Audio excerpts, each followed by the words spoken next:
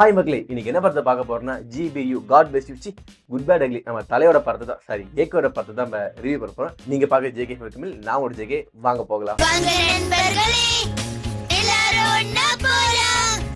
ஆஹா, படம் நல்லா ரிவ்யூ சொன்னோம்னா 2026 வேலையை காமிச்சிருவானுங்களே. நோடா, படம் நல்லா இருக்குன்னு முட்டை கூடு. GBU செம்ம சூப்பரான படம், மறக்காம போய் பாருங்க, ஃபேமிலியோட போய் பாருங்க, அருமையா இருக்கும். What is wrong with you, man? ஓப்பனா சொல்லிருந்தோம் படம் நல்லா இருக்குன்னு. ஸோ இந்த படத்தோட டேரக்டர் யார் பார்த்தா ஆதிக் ரவிச்சந்திரன். அவர் வந்து நம்ம தலையோட பெரிய ஃபேன் பை நமக்கு தெரியும். அது இந்த படத்துல எப்படி இன்புட் கொடுத்துருக்காருன்னா செம்ம சூப்பராக கொடுத்துருக்காரு. ஆனால் படத்திங்கோட கலரிங்குமே சரி, தலையோட ஆக்டிங்குமே சரி, நம்ம கிட்டத்தட்ட விண்டேஜுக்கு கூட்டிட்டு போய் நம்ம கூட்டிட்டு வந்திருப்பாங்க. நம்ம ஒரு மாஸ்க் கட் பண்ணி வச்சிருப்போம்ல, அதாவது நம்ம ஏகே வந்து இந்த மாதிரி பண்ணணும் அப்படின்னு நம்ம வாட்ஸ்அப் ஸ்டேட்டஸ் மாஸ்க் கட் பண்ணி வச்சிருவோம். அதெல்லாம் நீங்க எதுக்குலாம் கஷ்டப்பட்டு மாஸ்க் கட் பண்றீங்க, நாங்களே பண்ணித்தரோம் அப்படின்ட்டு படம் ஃபுல்லாவே மாஸ்கை கட் பண்ணி தான் வச்சிருந்தாங்க.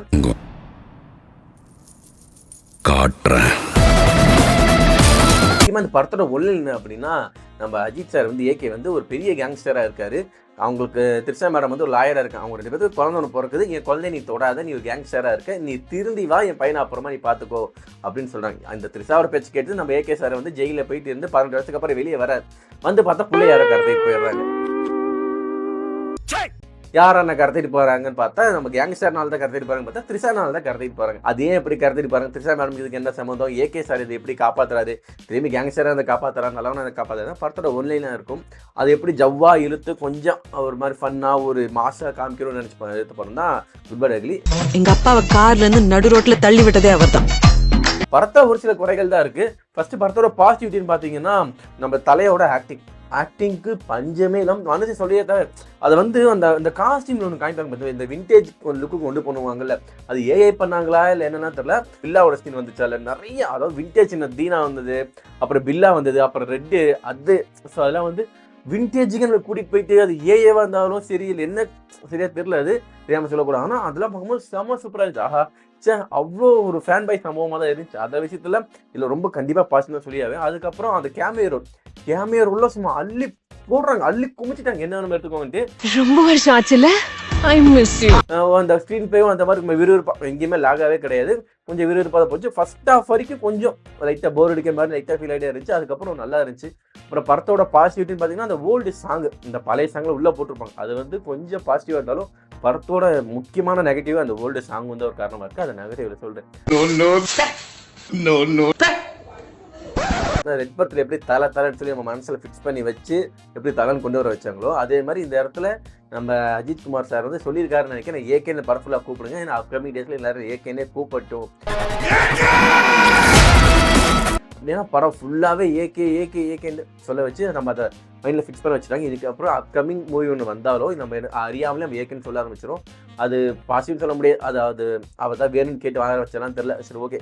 படத்தோட பாசிட்டிவிட்டின்னு பார்த்தீங்கன்னா இவ்வளோ தான். படத்தோட நெகட்டிவிட்டின்னு பார்த்தோன்னா பாசிட்டிவோட அதிகமாக நெகட்டிவிட்டி இருக்குது.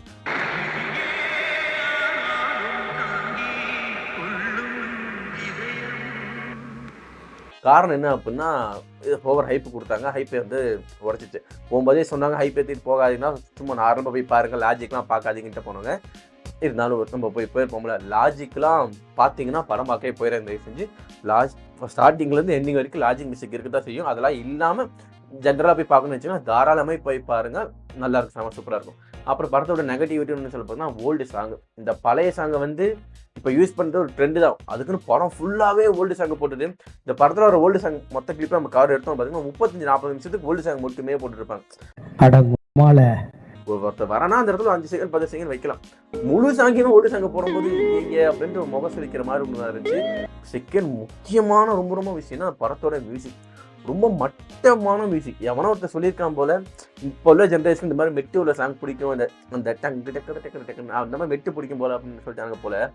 நீங்க சும்மா இருங்க, நீங்க பேசுறதே இரிட்டேட்டிங்கா இருக்கு, சம்மந்தம் இல்லாம பேசிட்டு இருக்கீங்க. போட்டு உள்ள போனது வந்து வெண்டி வரைக்கும் அந்த ஒரு இறைச்சலான சொல்லி காதுல குறைஞ்சிக்கிட்டே இருக்கு. எனக்கு தெரிஞ்சு மியூசிக் டேரக்டர் மேபி ஒரு அனிருத்திட்ட கொடுத்துருக்கலாம், இல்லைன்னா வேற யார்ட்டையாச்சும் கொடுத்துருக்கோமோன்னு மாதிரி தோணுச்சு. ஒரு மாசான பிஜிஎம் வரவே இல்லை. ஏன்னா அவ்வளோ மாசான சீன், படம் ஃபுல்லா நிறைய மாசான சீன் இருக்கு. ஏன்னா நீங்க வந்து அஜித் சாரோட சொன்னா உங்களுக்கு என்னெல்லாம் மாசான சீன் வருமோ அந்த மாசான சீன் எல்லாமே இந்த படத்துல இருக்கு. ஆனா அதுக்கெல்லாம் ஒரு மாசான பிஜிஎம் இல்ல. நம்ம வந்து இந்த விவேகம் படத்துல இப்படி கை வச்சா திருப்பி பாப்பாரு பாத்தீங்களா, அந்த எப்பேற்பட்ட மாசான சீன் அது இந்த படத்துக்கு வரும். அதுக்கு ஒரு கேவலமான மியூசிக், அது ஒரு மாதிரி மெட்டு போட்டு ஒரு நல்லாவே இல்லை.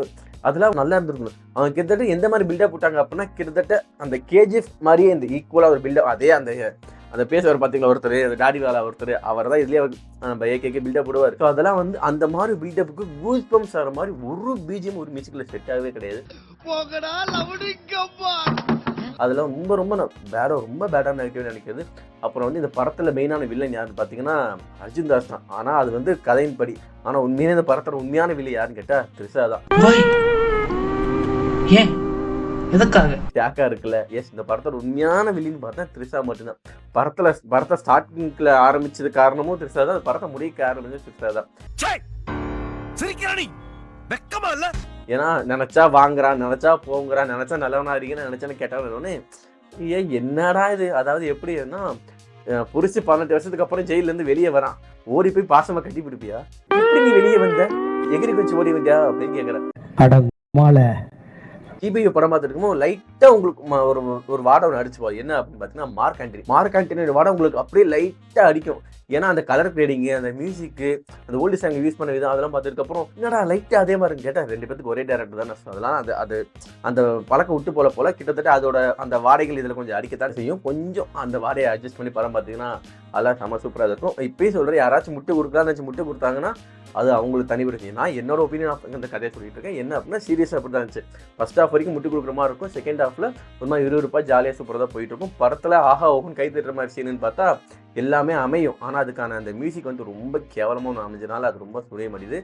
கிளைமேக்ஸ்லாம் கொஞ்சம் நல்லா செம்ம சூப்பராக தான் இருக்கும். அது முக்கியமாக பெரிய ஹேண்ட்ஸாக கொடுங்க அப்படின்னா தலையோட காஸ்டியூம்ஸ். அது மொத்தமாக அந்த படத்தில் ஒரு மெயினான ஒரு 6 காஸ்டியூம் போட்டு ஒரு ஃப்ரேம் ஒன்று வச்சு காமிப்பாங்க பாருங்க.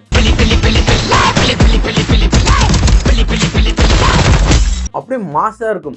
அது யாருக்கு ரொம்பனா அஜித் சாரோட பெரிய ஃபேன் பைக்கு நல்ல ஒரு படம் பார்ப்பாங்க, இந்த படம் பார்க்கலாம். அதுவும் இல்லாமல் அஜித் சாரோட பிக்சர் எடுத்து வால்பேப்பராக வைக்கணும்னு நினச்சிங்கன்னா இந்த படத்தில் வர எல்லா கிளிப்பையுமே எடுத்து நீங்கள் ஒரு வால்பேப்பராக வைக்கலாம் போல. அவ்வளோ சூப்பரான இந்த மாண்டேஜ் எடுத்து வச்சு பார்த்தோம். மாண்டேஜில் பார்க்கும்போது செம சூப்பராக இருக்கும். அதெல்லாம் சரி, ஓகே மக்களே, படத்தில் போட்டதுக்கு நிறைய கழுவி ஊற்றிட்டேன். எனக்கு இந்த படத்தில் நிறைய ரொம்ப பிடிச்சிருந்துச்சு. பிடிக்காத இருந்துச்சு அப்படின்னா அந்த மார்க் ஒரு வாரம் நிறைய உள்ளே வந்துச்சு. ஓல்டு சாங்கை போட்டு மெட்டை போட்டு அடி நடிச்சு பழைய சாங்கை வெறுக்கிற அளவுக்கு பண்ணிட்டானுங்க. மியூசிக் சரியாக உட்காரவே கிடையாது. மற்றபடி இந்த கேமராலாம் பக்கா சூப்பராக இருந்துச்சு. ஆக்டிங்கு, அவரோட விண்டேஜ் லுக்கு, உண்மையிலேயே ஒரு பெரிய தலைஃபேன். நீங்கள் ஒரு தலைஃபேனாக மட்டும் இருந்தீங்க அப்படின்னா கண்மூடித்தனமாக போய் தலைஃபேன் படத்தை பார்த்துட்டு வந்துடுங்க. கும்பலாக இருக்கும்போது இந்த படத்தை பார்த்தா தான் ரொம்ப ஜாலியாக இருக்கும். மாதிரி 20 பேர் 30 பேர் இருக்கும்போது போய் படத்தை பார்த்தீங்கன்னா உங்களுக்கு லைட்டாக போர் அடிக்க மாதிரி ஃபீல் ஆகும். இன்னும் ஒரு வாரம் படம் நல்லா ஓடு நினைக்கிறேன். மறக்காமல் தேட்டரில் போய் பார்த்துட்டு உங்களோட ரிவ்யூ எப்படி மறக்காமல் கேமரில் சொல்லிட்டு போங்க. எப்பவும் போல எல்லா படமும் நல்ல படம் தான். எந்த படமும் ஃப்ளாப்பாக இருக்கா எடுக்கிறது கிடையாது. அந்த வகையில் இந்த படமும் ஒரு நல்ல படம் தான். Tata, bye bye.